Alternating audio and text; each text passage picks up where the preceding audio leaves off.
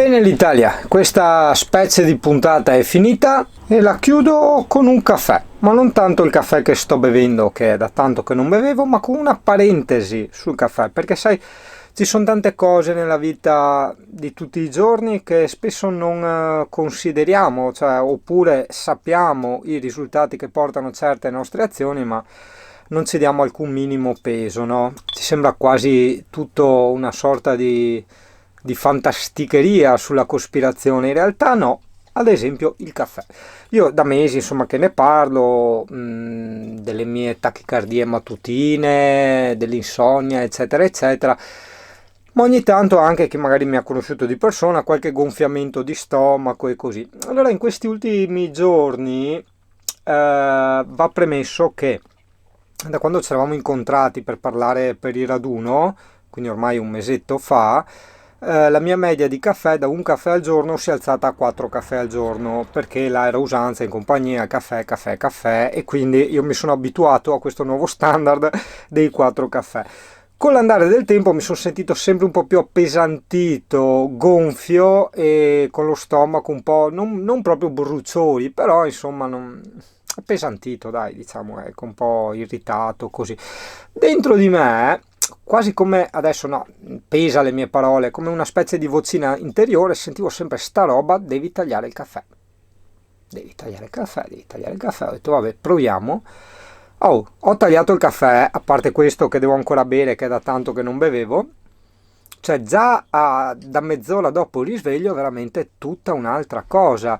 Io avevo quelle specie, no svarioni, però insomma senti che la percezione della realtà è diversa, è molto più lineare, molto più pacata, molto più calma e molto più serena. Anche la respirazione, tutto quanto. Tu dici, Madonna, ma era cocaina o era caffè? No, no, era caffè, caffè, fidati, caffè normale.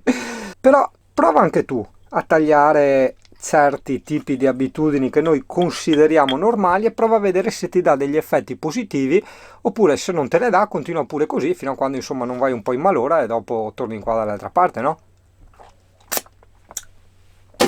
Sento spesso parlare, senza far nomi ovviamente, perché questo discorso l'ho sentito da tante persone, gente che ha i problemini, per carità ovviamente non proprio giovanissimi, ma comunque vabbè, iniziano ad avere dei problemini e il medico, chissà perché, evitare le carni, soprattutto gli insaccati, evitare i caffè, evitare lo stress, gli zuccheri, eccetera. Ma allora, ok, se arrivi a un punto che il corpo tuo non regge più queste robe qui, allora probabilmente non è predisposto a reggerle. Non so se mi capisci o mi segui, questo però è un discorso che preferirei sempre tenere fuori in quanto richiede veramente un'estrema apertura mentale. Io non potrei mai e poi mai fare un discorso del genere a meno che non mi prenda 4-5 ore, ovviamente deve essere un simposio tu a tu, cioè faccia a faccia, non tramite commenti o altro, che già la gente, non è un modo di dire, non è una frase fatta, capisce quel che vuol capire. Purtroppo si è arrivati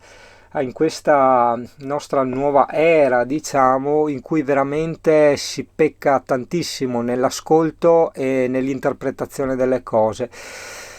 Tutto ciò ci porta a vivere di automatismi, a seguire gli altri, avere dei pensieri precostruiti, delle abitudini, dei condizionamenti, chiamali come vuoi, tutto gira sempre attorno a questa unica cosa che ha mille sinonimi. Non ti sono andato fuori discorso tutto questo giro largo per tornare al caffè.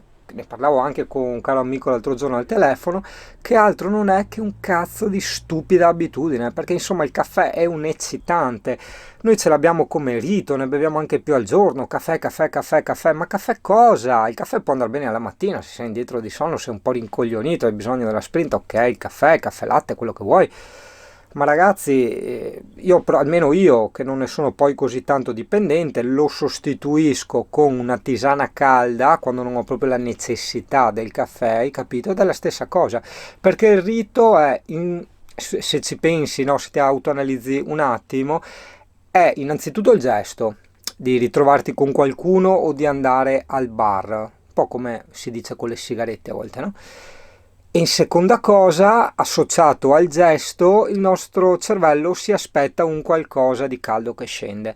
Tu però, infatti, seguimi su sta roba perché è importante, questo vale per tutto, perché io uso il caffè come, come cavallo di battaglia per entrare in questo terreno così duro da battere, però prova a pensare, quando al bar magari vai con un amico che magari sta un po' male o non ha voglia, o che cacchio ne so, io si prende il decaffeinato, ma che cazzo, cos'è il decaffeinato? Cioè voglio dire acqua sporca, cioè, nella nostra psiche il caffè si prende per la caffeina, no? Per darsi la carica.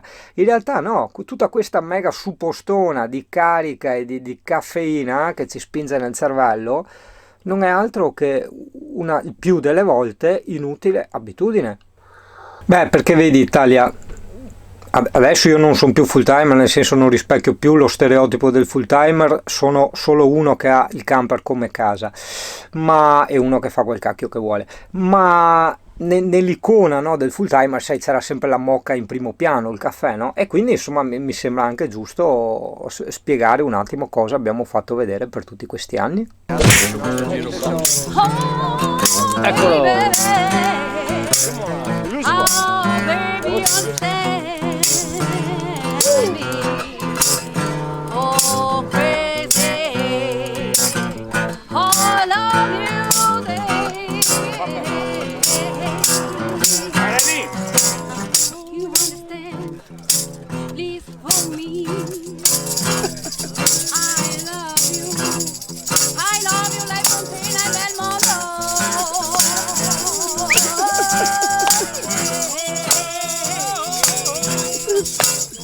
Vai Sigari!